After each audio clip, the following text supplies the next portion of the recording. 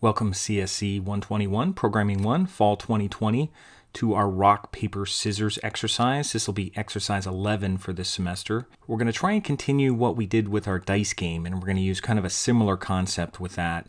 And we'll try to follow some similar code so we can kind of build on it. And I'll just show you some end results here just so you can see what we're going to be doing. This is the first one where we're not looping it yet, where we're basically just doing it one time. Now, I'm sure you're familiar with rock, paper, scissors.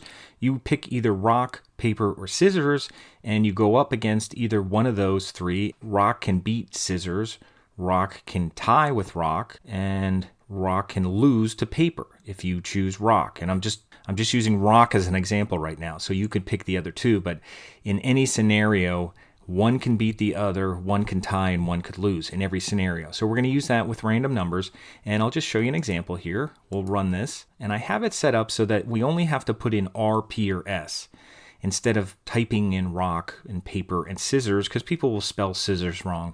And we even have it set up so that we could put in lowercase. Even if you put in a capital letter or uppercase, it'll convert it to lowercase. So we could just put in RPS. Now, if they put in something else, that's a problem. But right now, we're going to go with RPS. So I'll just show you how this works. And I'm a rock guy, so I'm just going to put in rock. And I lost because paper covers rock. And now, in this version, we have to just keep running it again.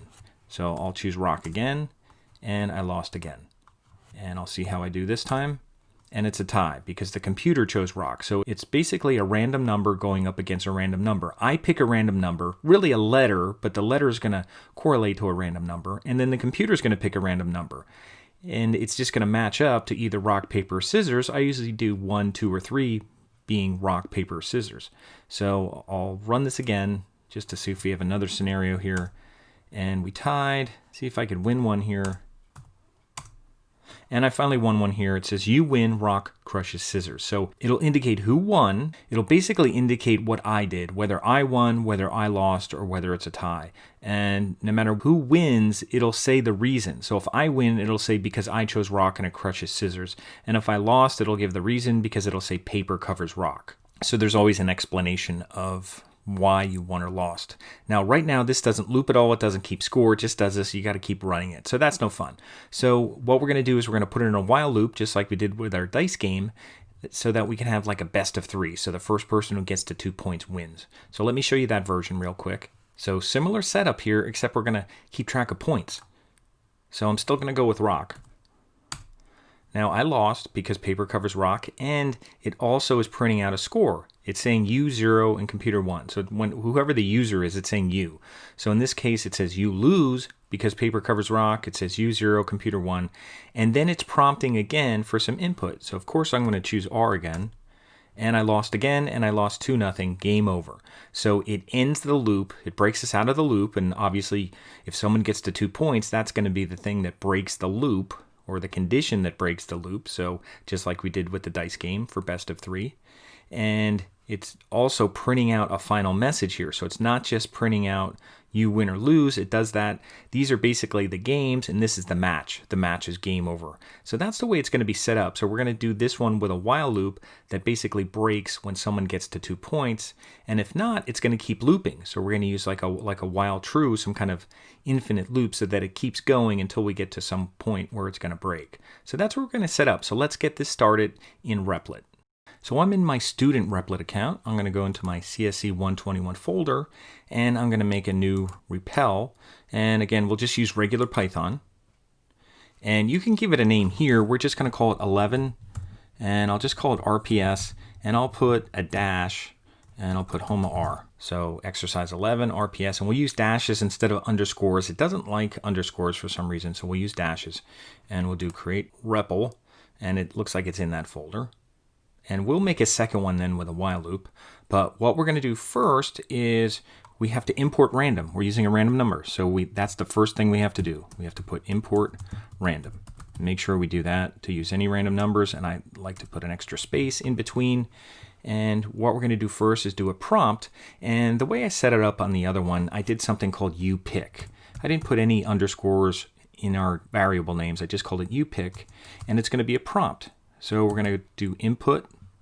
And we don't have to worry about integers or anything here.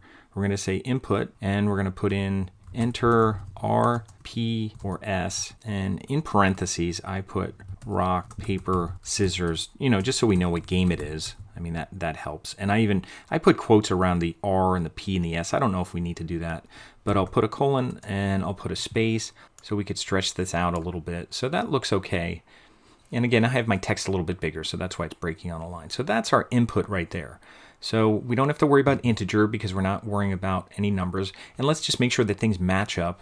If I'm using parentheses here, I have to make sure I have 4 of them because I have the input, and then I also have parentheses around rock, paper, scissors. So I want to make sure I do that because I would have probably had a problem with that. And I think that's okay. Now, what we want to do is whatever they input here, whatever we input, even if it's a capital R, we want to make sure that we make it lowercase, even if somebody puts in a capital R because they see rock, paper, scissors. So we'll make it lowercase. And that's actually a string method called lower. And if we want to check out W3 schools, that's always a good place to check out stuff like this really quickly because they'll have something for us. We'll go to W3 schools. We'll go to Python, and this would be strings. So we'll go to strings, Python strings, and we'll look and see if we have any string methods. Usually if we go down here, we'll see string methods. And here it is, lower right here. Now, I think there's a place where you can go and see all the string methods. And if I scroll down to the end of the page, I'll eventually see string methods. And I could just go here and find it in alphabetical order. Here's the lower method, converts a string to lowercase. So if we just take a look at it real quick, we could just see what it does. Now, usually methods have something dot and then whatever the method is. So whatever variable we're using, if it's upick, we're going to use like upick dot lower. So that's what's happening here. You could try it yourself if you want to try it in here. It says, hello, my friends. And if I run it, it's going to put it in lowercase because there they had friends, capital letters here, capital H, and it basically printed it out like that. So we're just going to use whatever variable we have, dot lower. That's the method. Close out of this, and I'll come back here. And after this, we're going to reassign it. So we'll say upick, and look at that. Upick came up here, and we're going to say equals upick dot lower. And we don't have to put anything in the parentheses. So that's going to convert it to lowercase. So we're going to do that. Now we also need a random number. So we're going to call that the cpick. That's going to be what the computer picks. The computer picks a random number. Now the computer isn't going to pick RP or S. They're just going to pick a random number. So we're going to say cpick. And what that's going to represent, it's going to be a random number. And remember, we have to do random dot randint, if you remember doing that from our dice game. So we have to use the module name dot and then the method that's coming from that. So the randint function that's inside that random module. So we're going to do that. So it's going to generate a random number, except we're going to do between 1 and 3. So we're going to do 1 and 3. And remember, the randint is inclusive. So it's going to generate that. So what's going to happen is the computer's going to pick 1, 2, or 3, and we're going to pick R, P, or S. And you're thinking, well, how is that going to match up by picking rock, paper, scissors? Well, basically, we're going to do 1 is going to be R, 2 is going to be P, and 3 is going to be S. So we're just going to match it up that way. So even though the computer's picking a number, we're picking R, but it's really going to be 1. So that's the way it's going to work out. So if the computer picked 1 and we picked R, it's going to be a tie.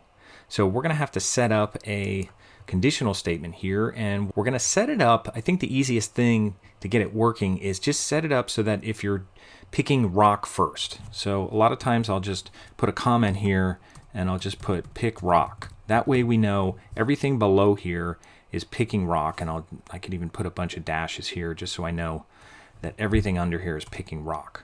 So what happens if we pick rock? Well, we're going to have to say if, and there's 2 conditions. What I pick and the computer picks. So that's what we're going to start off with. So we're going to say if you pick. Now if I pick rock, that means it's going to be upick equals R. Now R is a string, so I have to put R in here. So if upick equals R, now it's not or, it's going to be and. That means they both have to be true. So if I pick R and cpick, if they are what? What is rock? Well, something to think about here, you could just go in order 1, 2, 3, or you could say if I win, if I lose, and if I tie. So we could do it like that. We could say each time it's win, lose, or ties. Okay, so at least that way you're thinking about how you win and how you lose and how you tie instead of just matching up numbers here. So if I want to win, let's think about it that way. If I'm going to win, I want to pick rock and I'm going to win. That means the computer's going to have to pick what for me to win? Well, rock beats what? Rock beats scissors. So scissors would be 3. So we'll do that. So if I get rock and scissors and computer picks scissors, which is 3, and that's just going to be an integer, then we're just going to print out our message here, and we'll say you win. I should be in a string here, so let me put my string around it. You win, rock crushes scissors. So that's what's going to happen there. So what else is going to happen?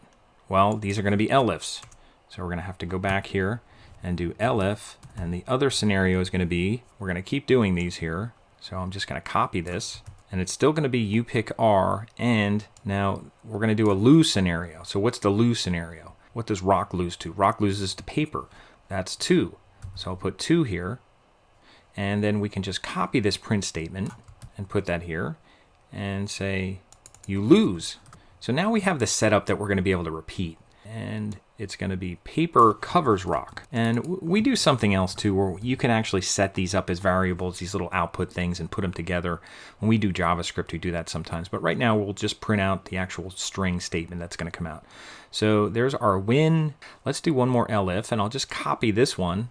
And we can just do another elif, because what I did last time, I just kept this going. There's no reason we have to start all over with the if, elif, else. We can just keep this going. Unless there's a reason not to, we'll try to keep it going. So our next elif is going to be, obviously, if you picked R, and this one obviously is going to be 1. So that means it's going to be a tie. It's just going to say tie, and we're just going to put the tie of whatever caused the tie. So this is the pick rock. So obviously if I picked rock, if it's a tie, computer picked rock. So we're just going to put tie rock. That means you both picked rock, and that's okay. And again, these are just strings here. Let's see what happens. We could try this out. You might say, well, why can you try it out? Well, we have print statements, we have conditional statements, and if any of them are true, they should work. So let's see if we have any errors, anything going on before we have lots of lines and we're copying and pasting a lot of things here. So let's run it, and it says enter R, P, or S, and let's just throw in R because that's the only thing we have. So if we put in S, we'll probably, I don't think anything will happen. It says you lose, paper covers rock. Great, let's try it again. Now, obviously, I'm just using R here. Yeah, it's a tie, so they must have picked rock. And you could also print out what the computer got. If you're not sure, you could print out CPIC just so you could see what number it is, just to make sure it's working. So the computer should have printed out 1 when you did that. But I trust it right now, at least. There's a tie, and I'll run it again. And usually you want to see if you can lose. So I lost, paper covers rock. So I think everything's working okay here. I think I already won. All right, I finally won. Rock crushes scissors. I think I got all those, so I didn't know if I won the first time. Anyway, so those scenarios are all working. So that's working fine. So as long as that's working, we should be able to duplicate this to other ones. So that's the important thing, that we have that working. And also, if we didn't put in R, if we put in P right here, it's not going to give me an error yet, because it's not anything that's breaking any kind of type error or anything like that. It's just, it doesn't exist. So I don't have anything set up if you don't put in that. I only have if, elif. I don't have an else or anything like that. So right now, nothing happens if you don't put in the right letter. Now we can set up something so that if you don't put in R, P, or S, it'll just prompt you to do it again. It'll just kind of give you a little admonishment to put in R, P, or S. We can do that. So I'm going to stop here with part 1, and we're going to continue doing this in part 2. We're going to keep building on it and do the pick paper, pick scissors, and we'll get it all to work, and then we'll start to put it in a while loop. So for part 2, we'll continue with this.